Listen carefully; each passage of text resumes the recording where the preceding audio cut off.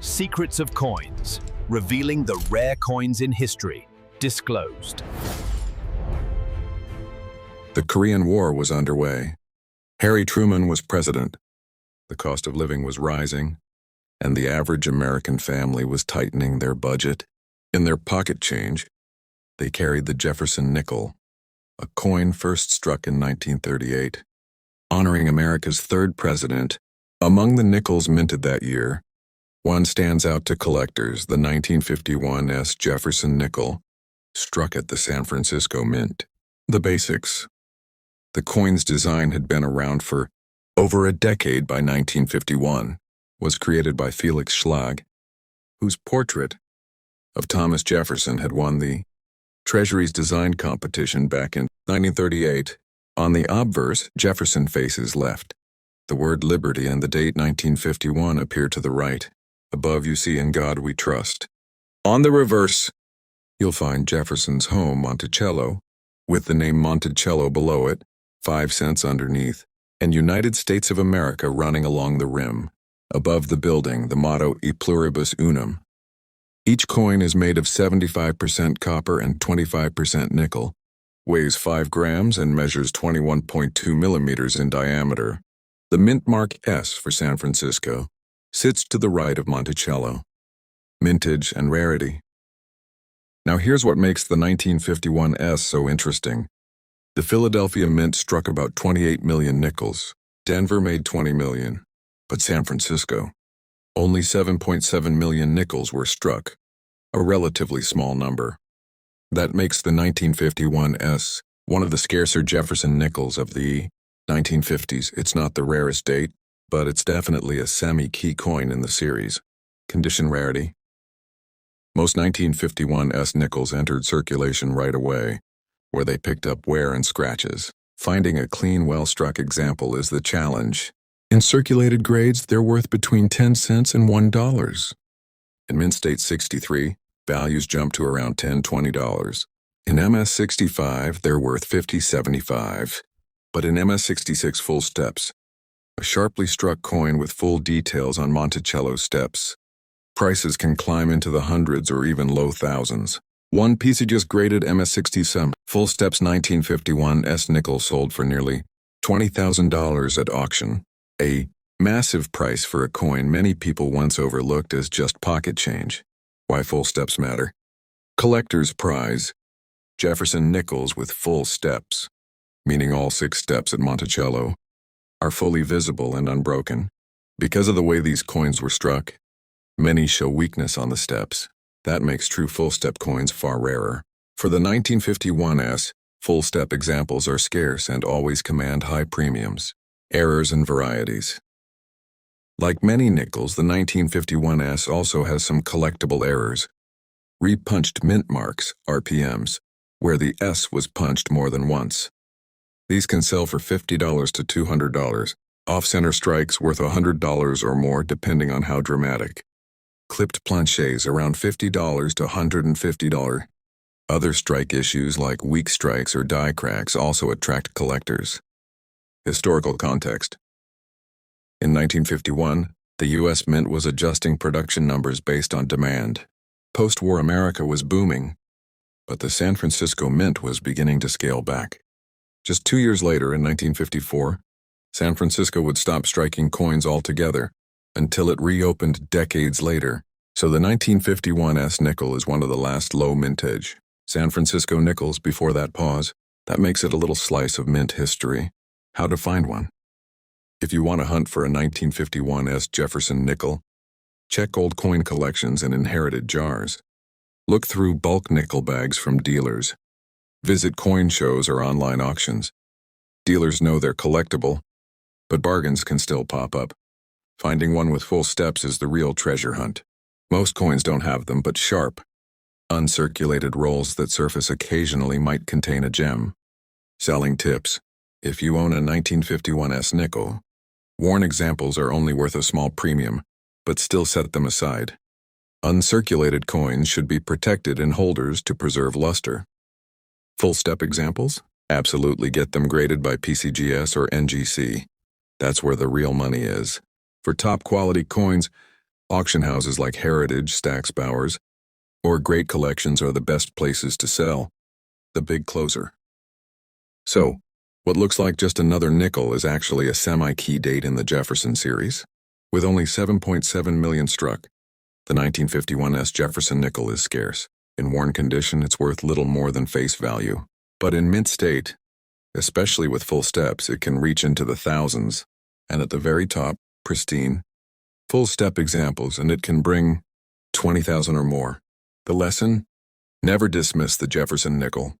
Even a coin as ordinary as the 1951 can turn out to be a hidden treasure. So the next time you sort through nickels, look closely.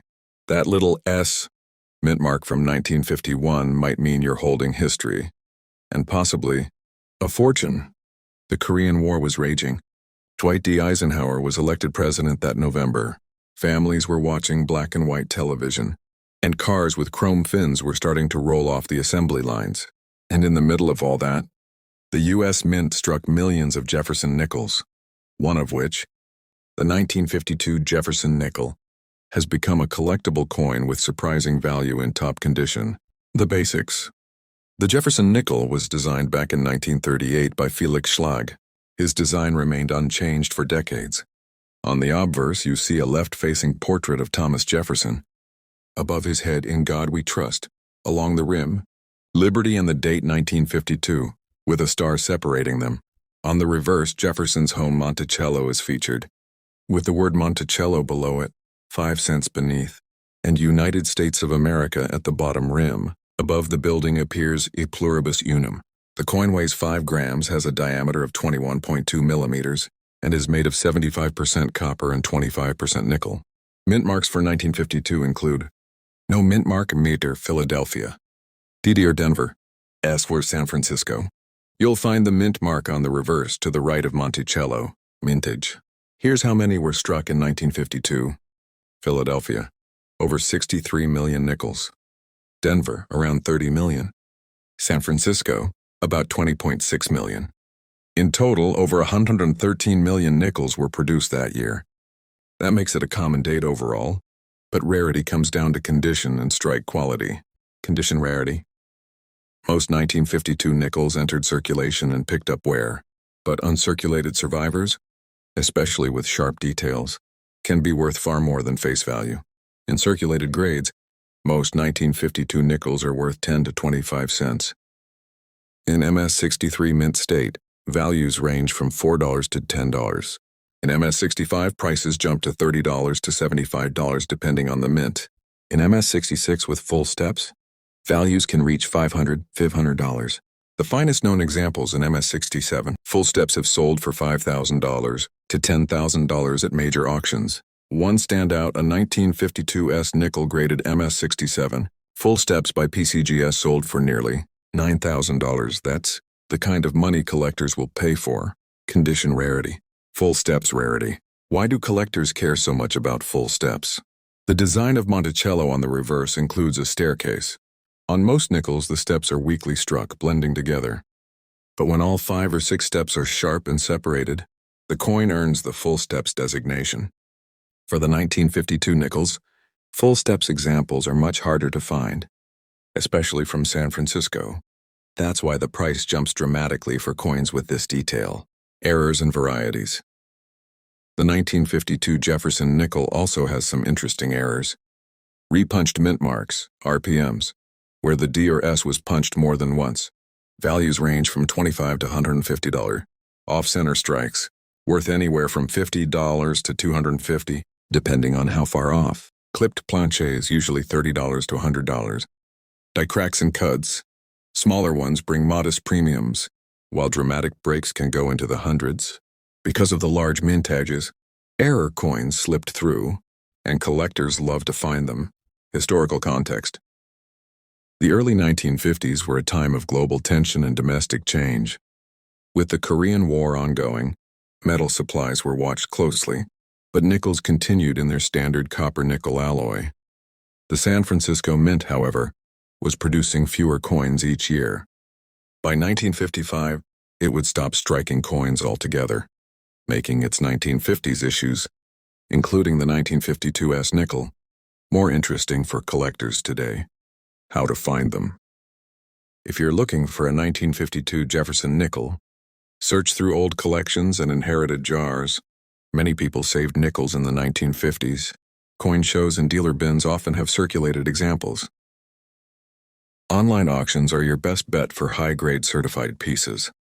For proofs, look for 1952 proof sets, since Philadelphia struck a small number of proof nickels that year. Selling tips. If you own one, circulated examples are worth a little above face, but set them aside. Uncirculated examples should be kept in holders to protect luster. Full steps coins? Absolutely get them graded by PCGS or NGC. That's where the highest value lies. Auction houses like Heritage and Stack's Bowers are best for top condition coins. The big closer. The 1952 Jefferson nickel may look ordinary, but looks can be deceiving. With more than 113 million minted, it's common in circulation, but in pristine condition with full steps, it becomes rare and valuable, reaching thousands of dollars at auction. From pocket change worth a nickel to certified gems worth $5,000 or more, the 1952 nickel shows how details like strike quality and preservation make all the difference. So the next time you come across a Jefferson nickel from the early 1950s, don't overlook it. Check the mint mark. Look at Monticello's steps. Because hidden among the millions, there just might be a treasure waiting to be discovered. And that's the story of the 1952 Jefferson nickel. America was adjusting to life after World War II. Harry Truman was president. The Marshall Plan was rebuilding Europe. At home, televisions were just starting to appear in living rooms, and nickels were still an everyday part of pocket change. That year, the U.S. Mint struck the 1948 Jefferson nickel. And among the three mints, the San Francisco issue, the 1948S, has become a favorite for collectors. The basics. The Jefferson nickel design, created in 1938 by Felix Schlag, was still in use in 1948. On the obverse, Thomas Jefferson faces left. Above him, the motto, "In God We Trust." Along the right rim, Liberty and the date 1948. On the reverse, Jefferson's home Monticello dominates the center. Above it, a pluribus unum. Below, the word Monticello, then 5 cents. And finally, United States of America along the rim. Composition, 75% copper, 25% nickel, weighing 5 grams, with a diameter of 21.2 millimeters. The S mint mark for San Francisco is located on the reverse to the right of Monticello. Mintage. In 1948, the mint produced nickels at 3 facilities. Philadelphia, over 89 million. Denver, around 44.7 million. San Francisco, just 11.3 million. That makes the 1948 S the lowest mintage of the year and scarcer overall than its P&D counterparts. Condition rarity.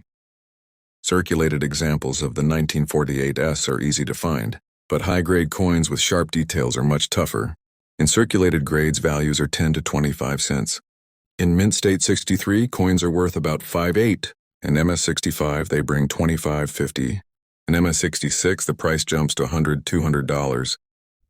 With full steps, prices can reach $500 to $1,500. At the very top, a 1948 S, nickel-graded MS 67 full steps by PCGS sold for nearly $9,000, a huge number for a post-war nickel. Why full steps matter? Collectors love Jefferson Nickels with full steps on Monticello. On most coins, the steps are weakly struck or worn quickly. But when you can see all 5 or 6 steps clearly separated, it shows a strong strike and excellent preservation. For the 1948 S, full steps coins are scarce, and that scarcity explains the big jump in price. Errors and varieties. The 1948 S nickel is also collected for its minting errors. Repunched mint mark, RPM. Some show the S punched more than once. These can bring $30 to $150. Off-center strikes, depending on the percentage, values range from $75 to $300. Clipped planchets worth $25 to $100. Die cracks or die breaks cuds. Minor ones sell for modest premiums, while dramatic ones can fetch hundreds. Because mint quality control wasn't perfect, error nickels slipped into circulation, and they're prizes today.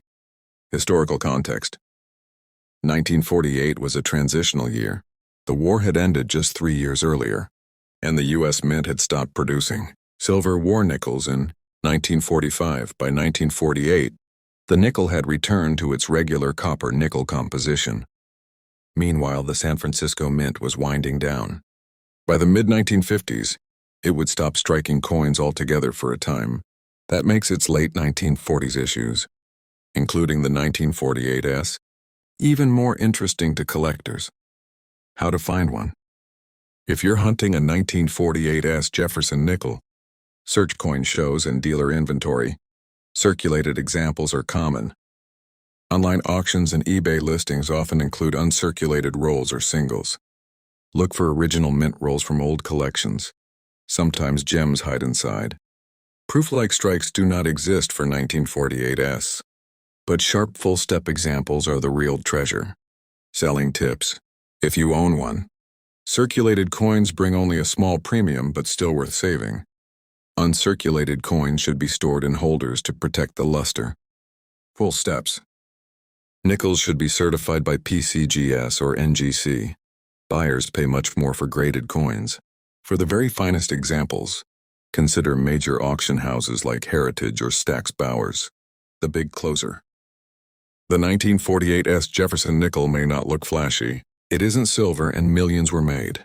But with just 11.3 million struck, it's the scarcest of its year.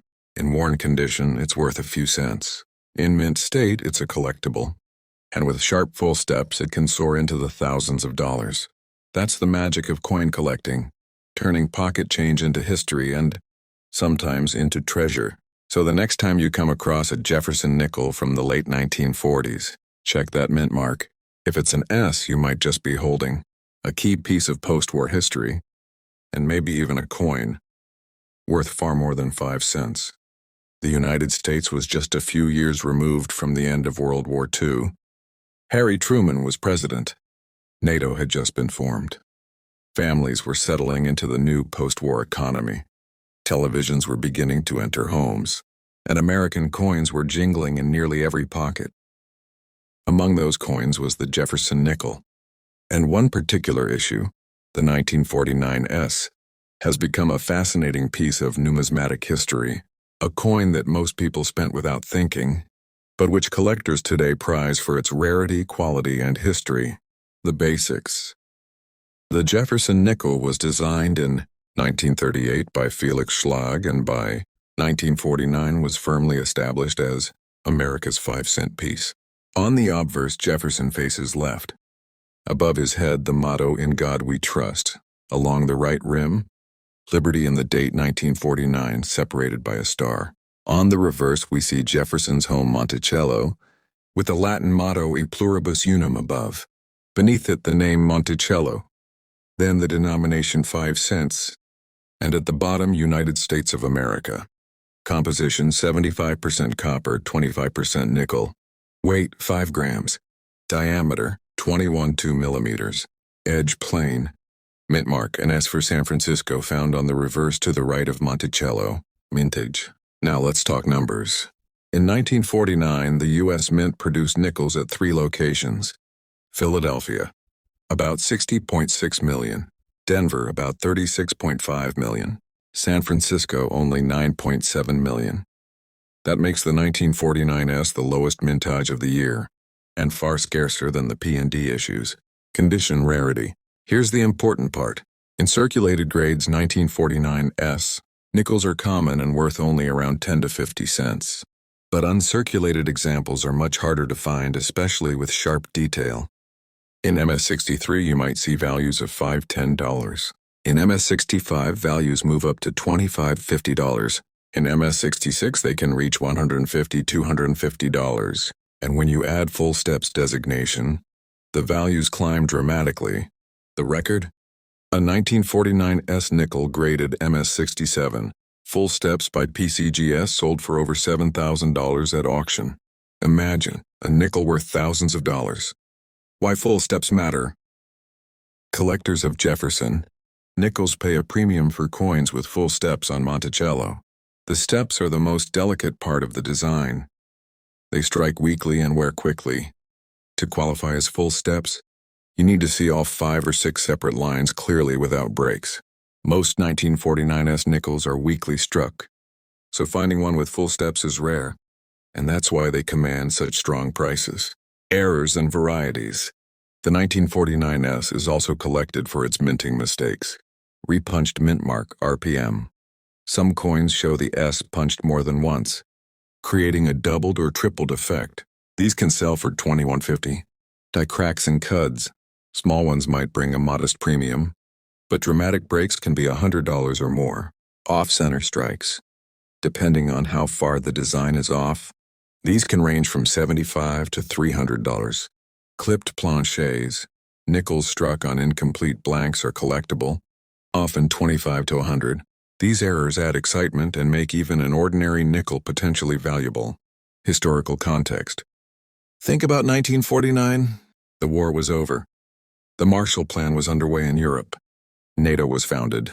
At home, the U.S. was transitioning from wartime industry to consumer prosperity. And at the mint, changes were happening too.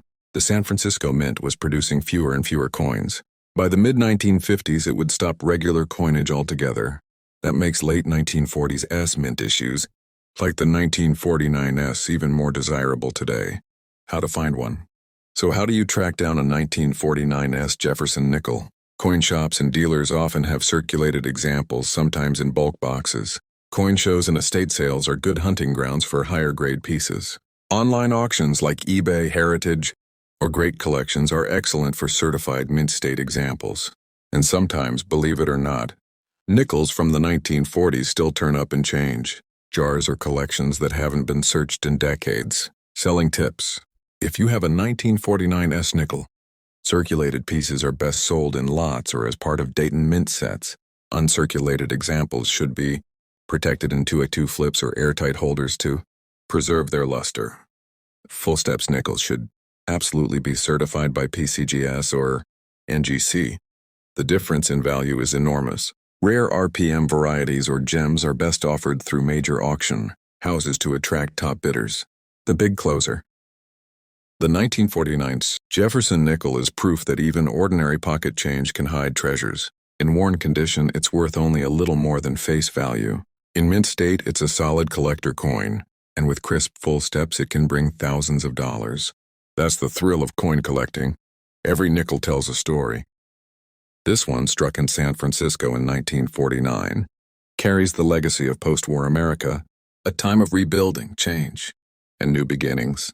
So next time you come across a Jefferson nickel from the late 1940s, flip it over and check that mint mark. If you see an S, don't overlook it.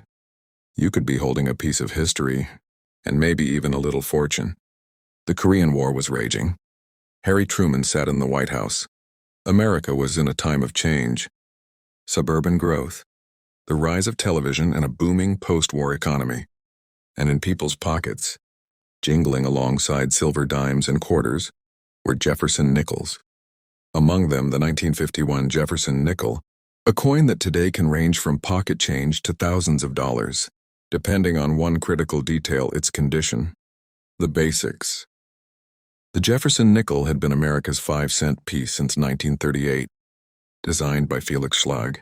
On the obverse, Jefferson faces left. The motto "In God We Trust" arches above. To the right, the word Liberty, a star, and the date 1951.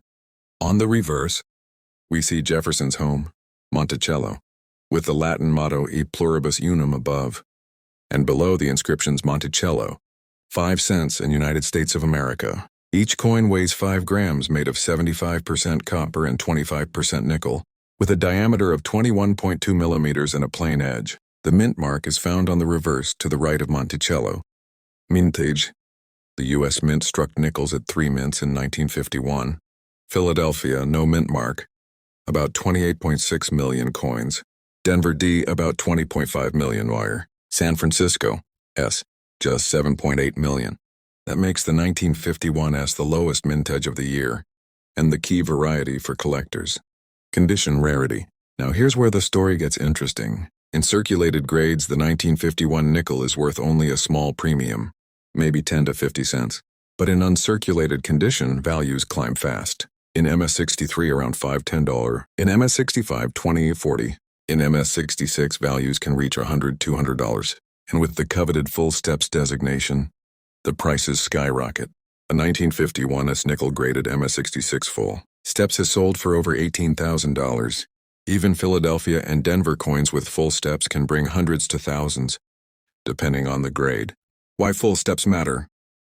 The Jefferson Nickel series has one of the toughest challenges in U.S. coinage: the steps of Monticello. Most coins from 1951 were weakly struck, leaving the steps blurry or incomplete. But when the coin shows all 5 or 6 separate steps sharp and unbroken, collectors call it full steps, and those coins are far rarer. That's why a nickel, worth 5 cents to most people, can be worth thousands to collectors. Errors and varieties. The 1951 nickel also has some exciting error coins and varieties. Repunched mint marks, RPMs, especially on the S mint. Some nickels show the mint mark struck more than once. These can bring $25 to $200 depending on grade. Off-center strikes. When part of the design is missing, these can sell for $75 to $300. Clipped planchets, where a piece of the coin blank is missing. These are worth $25 to $100. Die cracks and cuds. Small cracks bring modest premiums, but dramatic die breaks can be highly collectible, often over $100. These minting mistakes turn an ordinary nickel into a small treasure. Historical context. Think about what was happening in 1951. The Korean War was escalating, and the Cold War was just beginning. At home, America was shifting from wartime sacrifice to consumer prosperity.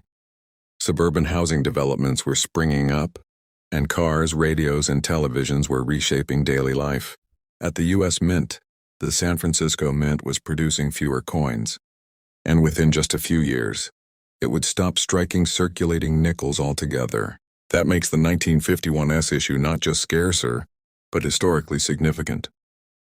How to find one. If you're searching for a 1951 Jefferson nickel today, coin shops often have circulated examples for small premiums. Coin shows are good for uncirculated and certified coins. Estate sales and old coin jars sometimes hide overlooked treasures. Online auctions like eBay Heritage or Great Collections are excellent places to find graded full steps examples. Remember, most circulated coins aren't valuable, but the right mint mark and condition make all the difference. Selling tips. If you own a 1951 nickel, circulated examples are best sold in groups or as part of date sets. Uncirculated coins should be handled carefully and stored in holders to protect their luster. Full steps nickels should always be submitted to PCGS or NGC for grading. Certified coins sell for far more than raw examples. Rare RPMs or gem full steps coins are best sold through major auction houses like Heritage or Stack's Bowers to attract serious collectors. The big closer. The 1951 Jefferson Nickel shows us how ordinary pocket change can hold extraordinary stories. To most people, it's just a coin worth 5 cents. But to collectors, it's history. It's rarity. It's a window into America in the early 1950s. In worn condition, it's worth pocket change. In mint state, it's collectible. And with full steps, it's a coin that can sell for tens of thousands of dollars. So the next time you're sorting through nickels from the 1950s, flip them over. If you see that date, 1951, and especially if you see an S mint mark with sharp full steps, don't let it slip away, because sometimes the smallest coins carry the biggest surprises.